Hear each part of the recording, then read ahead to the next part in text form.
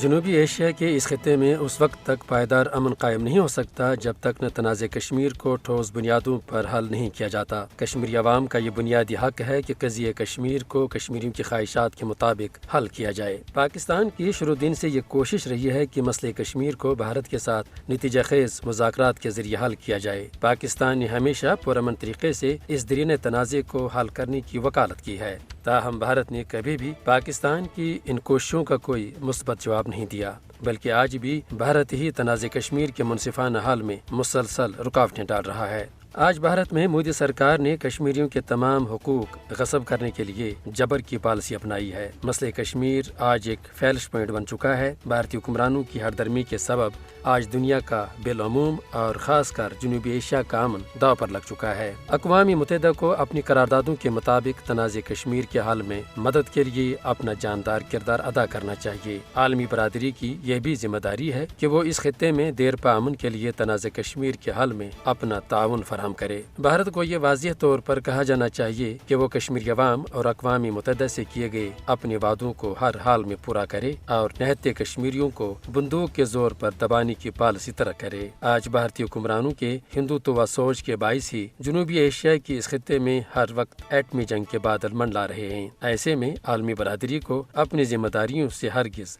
غافل نہیں رہنا چاہیے۔